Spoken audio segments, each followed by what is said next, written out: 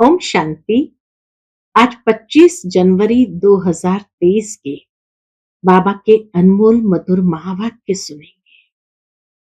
आज की मुरली में बाबा कहे, बच्चे तुम ज्ञान सागर बाप के पास आकर बादल भरते हो और फिर जाकर तुम्हें बरसना है। बाबा ने ज्ञान भक्ति दोनों का रहस्य स्पष्ट किया है और इसीलिए बाबा हम बच्चों को बार बार इशारा देते हैं कि बच्चे तुम्हें श्रीमत पर चलकर सदा श्रेष्ठ बनना है, सच्चा सोना बनना है। बाबा की श्रीमत हमें अच्छे मैनर्स सिखाती है और दिव्य जीवन का अनुभव कराती है। तो सुनते हैं आज बाबा के मधुर महावाक्य। ओम शांति। मीठे बच्चे, बाप को याद करने की खूब मेहनत करो। क्यों? क्योंकि तुम्हें सच्चा सोना बनना है। आज की मुरली से प्रश्न है, अच्छे पुरुषार्थियों की निशानी क्या होगी? उत्तर, जो अच्छे पुरुषार्थी होंगे वह कदम कदम श्रीमत पर चलेंगे। सदा श्रीमत पर चलने वाले ही उच्च पद पाते हैं। बाबा बच्चों को सदा श्रीमत पर चलने के लिए क्यों कहता है? क्योंकि वही एक सच्चा सच्चा माशूक है, बाकी सब उनके आशिक है। ओम शांति। ओम शांति का अर्थ तो नए व पुराने बच्चों ने समझा है। तुम बच्चे जान गए हो कि हम सभी आत्माएं परमात्मा की संतान है। परमात्मा है ऊंचे ते ऊंच और बहुत प्यारे ते प्यारा माशूक सभी का। बच्चों को ज्ञान और भक्ति का राज तो समझाया है। ज्ञान माना दिन, सतयुग त्रेता, भक्ति माना रात, द्वापर कलयुग। भारत की ही बात है और धर्मों से तुम्हारा जास्ती कनेक्शन नहीं है। 84 जन्म भी तुम ही भोगते हो। पहले पहले भी तुम भारतवासी आए हो। 84 जन्मों का चक्र तुम भारतवासियों के लिए है। ऐसे कोई नहीं कहेंगे इस्लामी, बौद्धि आदि 84 जन्म लेते हैं। नहीं, भारतवासी ही लेते हैं। भारत ही अविनाशी खंड है। यह कब विनाश नहीं होता और सभी खंडों का विनाश हो जाता है। भारत ही सबसे ऊंच ते ऊंच है, अविनाशी है। भारत खंड ही स्वर्ग बनता है और कोई खंड स्वर्ग नहीं बनता। बच्चों को समझाया गया है, नई दुनिया सतयुग में भारत ही होता है। भारत ही स्वर्ग कहलाता है। वही फिर 84 जन्म लेते हैं, आखिर नरकवासी बनते हैं। फिर वही भारतवासी स्वर्गवासी बनेंगे। इस समय सभी नरकवासी है। फिर और सब खंड विनाश होंगे, बाकी भारत ही रहेगा। भारत खंड की महिमा अपरंपार है। वैसे परम पिता परमात्मा की महिमा और गीता की महिमा भी अपरंपार है, परंतु सच्ची गीता की। अभी बाप तुमको राजयोग सिखलाते हैं। यह गीता का पुरुषोत्तम संगम युग है। बाबा कहे, यही गीता का पुरुषोत्तम संगम युग है। भारत ही फिर पुरुषोत्तम बनने का है। अभी वह आदि सनातन देवी देवता धर्म नहीं है, राज्य भी नहीं है, तो वो युग भी नहीं है। बाबा ने समझाया है, ये भूल भी ड्रामा में है। कौन सी भूल? कि अभी वह आदि सनातन देवी देवता धर्म भी नहीं है, राज्य भी नहीं है और वह युग भी नहीं है। यही भूल ड्रामा में है। गीता पर फिर श्री कृष्ण का नाम रखेंगे, यही भूल वापस करेंगे कि गीता पर फिर श्री कृष्ण का नाम रखेंगे। जब भक्ति मार्ग शुरू होगा तो पहले पहले गीता ही होगी। अभी ये गीता आदि सब शास्त्र खत्म हो जाने हैं। ये भी एक बहुत सुंदर रहस्य आज बाबा ने स्पष्ट किया कि द्वापर युग आरंभ होते सबसे पहले पहले गीता ही होगी। बाकी सब वेद पुराण उपनिषद बाद में लिखे गए, ये भगवान के महावाक्य है। तो बाबा कहे अभी ये गीता आदि सब शास्त्र खत्म हो जाने हैं, बाकी सिर्फ देवी देवता धर्म ही रहेगा। उस गीता का प्रोडक्ट जिसको कहा जाए वही रहेगा। ऐसे नहीं कि उनके साथ गीता भागवत आदि भी रहेंगे, नहीं। प्रारब्ध मिल गई, सदगति हो गई तो फिर कोई शास्त्र आदि की दरकार ही नहीं। सतयुग में कोई भी गुरु शास्त्र आदि नहीं होते। सतयुग में न गुरु होते न शास्त्र होते। इस समय तो अनेक गुरु है, भक्ति सिखलाने वाले, सदगति देने वाला तो एक ही रूहानी बाप है, जिसकी अपरंपार महिमा है। उसे ही वर्ल्ड ऑलमाइटी अथॉरिटी कहा जाता है। भारतवासी बहुत करके ये भूल करते हैं, जो कहते हैं वह अंतर्यामी है, सबके अंदर को जानता है। बाप कहते हैं बच्चे, मैं कोई के अंदर को नहीं जानता हूं, मेरा तो काम ही है पतितों को पावन बनाना। सबके अंदर क्या चल रहा है वो थोड़ी जानने का काम है। बाबा कहे इसलिए मैं नहीं जानता हूं, मेरा तो काम ही है पतितों को पावन बनाना, बाकी मैं अंतर्यामी नहीं हूं। ये भक्ति मार्ग की उल्टी महिमा है। मुझे बुलाते ही है पतित दुनिया में और मैं एक ही बार आता हूं, जबकि पुरानी दुनिया को नया बनाना है। मनुष्य को ये पता ही नहीं है कि यह जो दुनिया है वह नई से पुरानी, पुरानी से नई कब बनती है। हर चीज सतो रजो तमो में जरूर आती है। मनुष्य भी एक जैसे होते हैं। बालक पहले सतो प्रधान है, फिर युवा वृद्ध होते हैं, अर्थात रजो तमो में आते हैं। बूढ़ा शरीर होता है, वह छोड़ जाकर बच्चा बनता है। बाबा कहे बूढ़ा शरीर होता है, वह छोड़ जाकर बच्चा बनते हैं। दुनिया भी नई सो पुरानी होती है।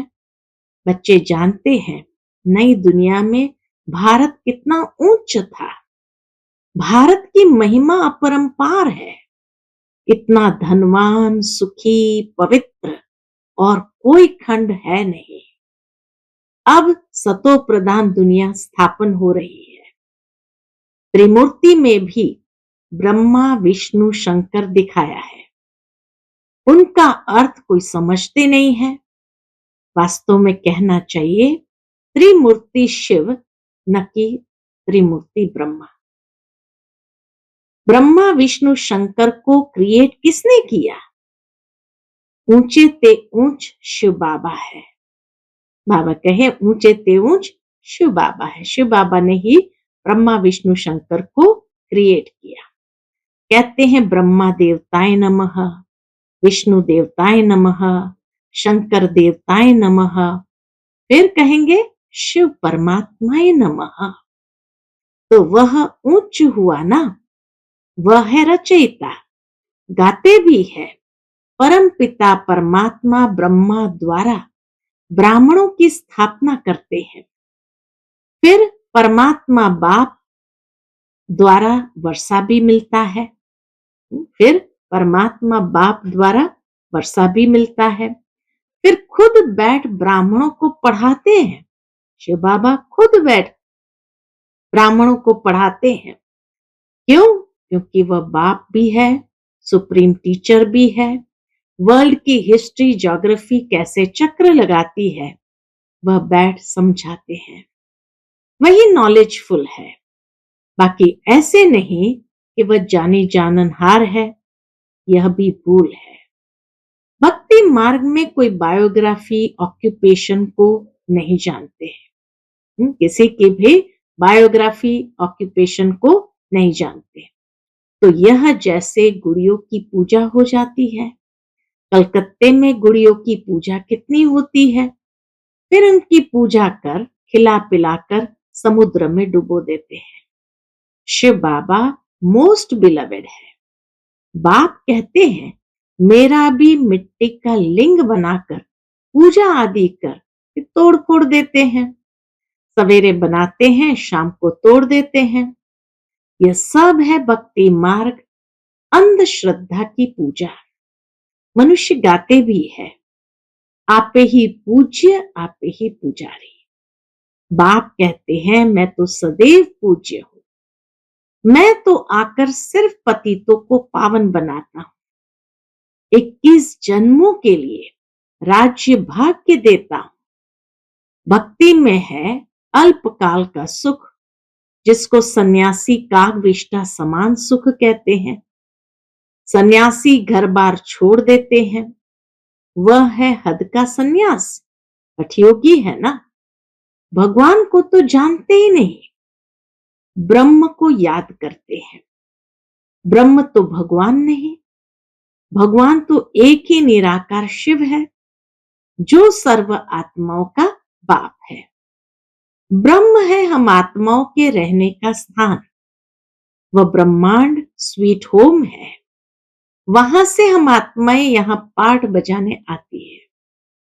आत्मा कहती है, हम एक शरीर छोड़ दूसरा शरीर लेता हूं। 84 जन्म भी भारतवासियों के हैं। जिन्होंने बहुत भक्ति की है, वही फिर ज्ञान भी जास्ती उठाएंगे। बाप कहते हैं, बच्चे गृहस्थ व्यवहार में भल रहो, परंतु श्रीमत पर चलो। तुम सब आत्माएं आशिक हो एक परमात्मा माशूक के। द्वापर से लेकर तुम याद करते आए हो। दुख में आत्मा बाप को याद करती है। यह है ही दुख धाम। आत्माएं असली शांति धाम की निवासी है। पीछे आई सुख धाम में, फिर हमने 84 जन्म लिए। हम सो हम का अर्थ भी समझाया है। वह कह देते, आत्मा सो परमात्मा, परमात्मा सो आत्मा। अब बाप समझाते हैं, आत्मा सो परमात्मा कैसे हो सकता? परमात्मा तो एक है, उनके सब बच्चे हैं। साधु संत आदि भी हम सो का अर्थ रॉन्ग करते हैं। अब बाप ने समझाया है, हम सो का अर्थ ही है हम आत्मा। सतयुग में 100 देवी देवता थी, फिर हम सो क्षत्रिय, हम सो वैश्य, हम सो शूद्र बने, अब फिर हम सो ब्राह्मण बने हैं। हम सो देवता बनने के लिए, यह है यथार्थ अर्थ। बाबा कहे, यह है हम सो का यथार्थ अर्थ। वह है बिल्कुल रॉन्ग। बाप कहते हैं, मनुष्य रावण की मत पर चल कितने झूठे हो गए हैं। इसलिए कहावत है, कौन सी? झूठी माया, झूठी काया, झूठा सब संसार। सतयुग में ऐसे नहीं कहेंगे। वह है सचखंड। वहां झूठ का नाम निशान नहीं, यहां फिर सच का नाम नहीं है। फिर भी आटे में नमक कहा जाता है। सतयुग में है दैवी गुण वाले मनुष्य, उन्हों का है देवता धर्म। पीछे और धर्म हुए हैं, तो द्वैत हुआ। द्वापर से आसुरी रावण राज्य शुरू हो जाता है। सतयुग में रावण राज्य भी नहीं, तो 5 विकार भी नहीं हो सकते। वह है संपूर्ण निर्विकारी। राम सीता को 14 कला संपूर्ण कहा जाता है। राम को बाण क्यों दिया है, यह भी कोई नहीं जानते। हिंसा की तो बात नहीं। तुम हो गॉडली स्टूडेंट तो फादर भी हुआ। गॉडली स्टूडेंट है तो फादर भी है, स्टूडेंट है तो फिर टीचर भी हुआ।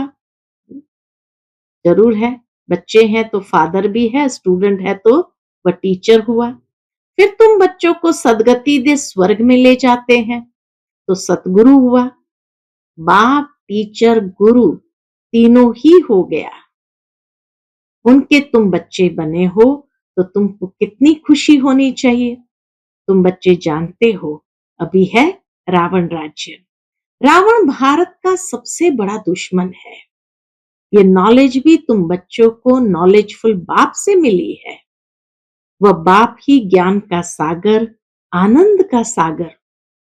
ज्ञान सागर से तुम बादल भरकर फिर जाए वर्षा करते हो।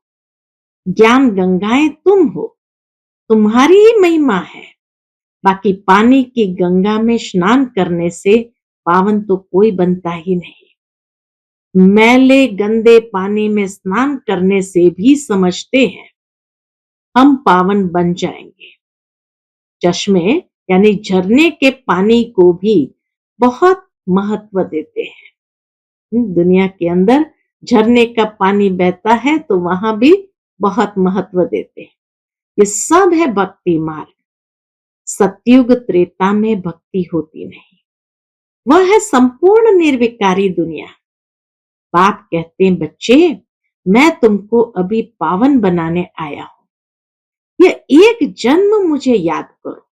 इतना प्यार से बाबा कहते, ये एक जन्म मुझे याद करो और पावन बनो तो तुम सतो प्रधान बन जाएंगे। मैं ही पतित पावन हूं। जितना हो सके याद की यात्रा को बढ़ाओ। मुख से शिव बाबा कहना नहीं है।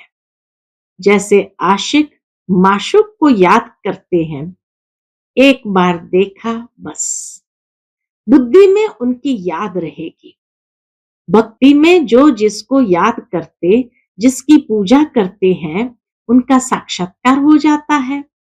परंतु वह सब है अल्पकाल के लिए। भक्ति से नीचे ही उतरते आए हैं। अब तो मौत सामने खड़ा है। हाय हाय के बाद ही जय जयकार होनी है। भारत में ही रक्त की नदियां बहनी है। अब सब तमो प्रधान बन गए हैं, फिर सबको सतो प्रधान बनना है। परंतु बनेंगे वही जो कल्प पहले देवता बने होंगे। वही आकर बाप से पूरा पूरा वर्षा लेंगे। अगर भक्ति कम की होगी, बाबा कहे, अगर भक्ति कम की होगी तो ज्ञान भी पूरा नहीं उठाएंगे। फिर प्रजा में नंबरवार पद पाएंगे। अच्छे पुरुषार्थी कदम कदम श्रीमत पर चल अच्छा पद पाएंगे। मैनर्स भी अच्छे चाहिए, दैवी गुण भी धारण करने हैं। वह फिर 21 जन्म चलेंगे। अब है सबके आसुरी गुण। क्यों? क्योंकि पतित दुनिया है ना, इसलिए आसुरी गुण है। तुम बच्चों को वर्ल्ड की हिस्ट्री ज्योग्राफी भी समझाई गई है। इस समय बाप कहते बच्चे याद की बहुत मेहनत करो तो तुम सच्चा सोना बन जाएंगे। सतयुग है गोल्डन एज, सच्चा सोना।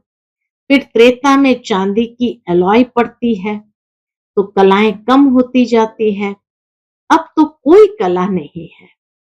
जब ऐसी हालत हो जाती है तब बाप आते हैं। यह भी ड्रामा में नूंद है।